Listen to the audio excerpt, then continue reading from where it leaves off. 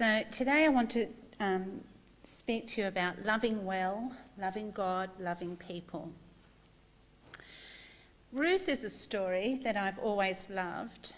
It's a story that embodies relationship. The relationships found in kinship, friendship, faith community, and the wider community. It's about knowing someone deeply. Ruth chose to love those whom God had placed in her life and blessed those relationships. Naomi was from Bethlehem, Ruth from Moab, and Moabites were considered to be less. They were considered to be dirty and dumb and not as good as us. Imagine how people in Bethlehem treated Ruth when she appeared with Naomi. Many years ago in Melbourne, it would have been the early 90s, I think, I attended a charismatic conference with John and a group of friends from our church.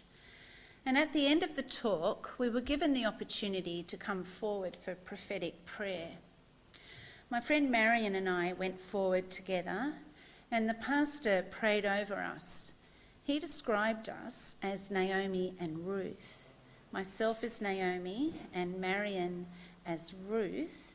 Even though Marion was older than me, it was a little confusing to us at first, and we thought that this man had got it wrong, that he didn't know what he was talking about. But as with most things prophetic, it took a while and many years of revisiting and pondering on that blessing that we realised that this blessing was more about our close relationship.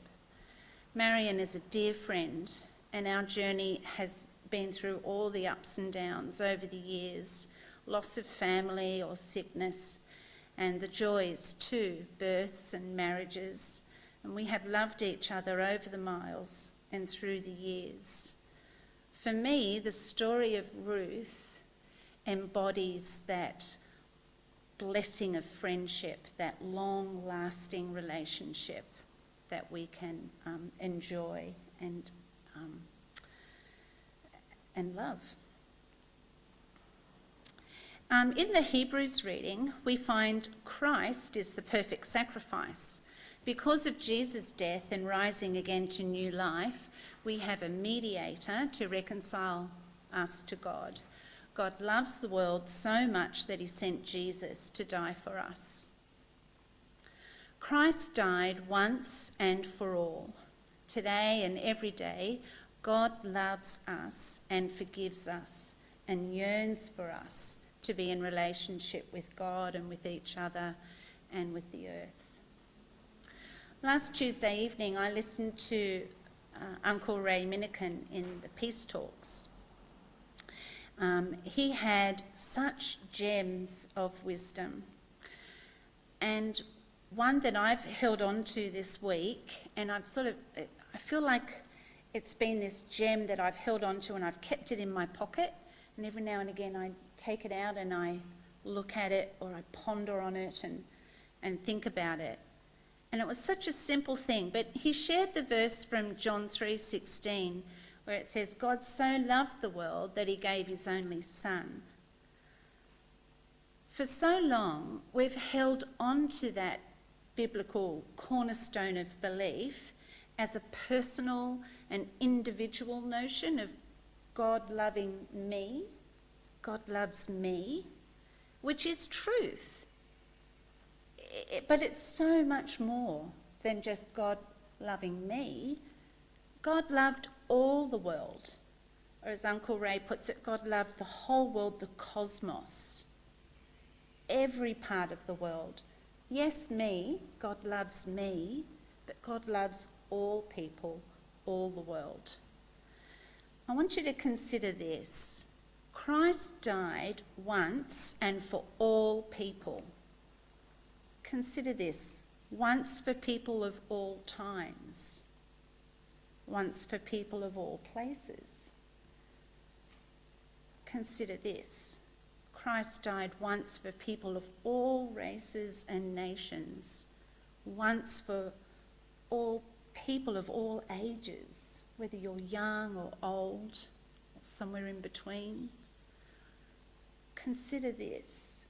Christ died for people of all economic situations.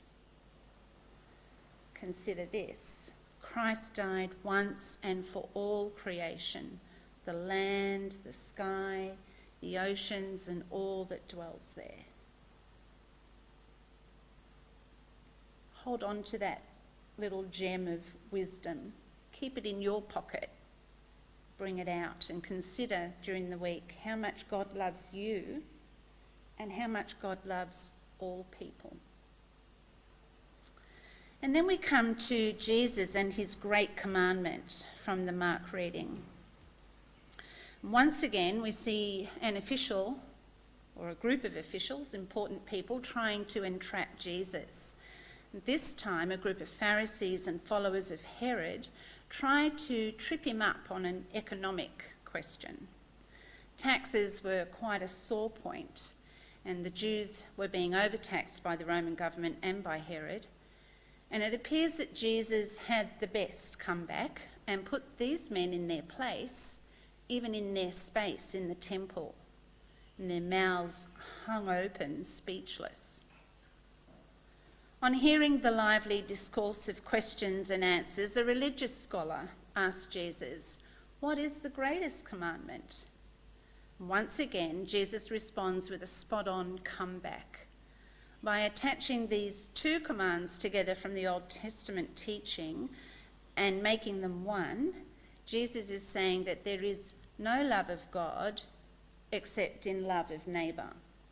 Loving people is a great way to show our love for God, and loving God is a natural first step in loving all people. And this truth harkens back to our Hebrews reading. As I've been considering this command over the past week in preparation for today, I've been asking myself, how do I love well? There are those who are easy to love, and then there are others who are a bit harder to love, I guess. You've been getting to know a little bit about John and myself in the last month or so.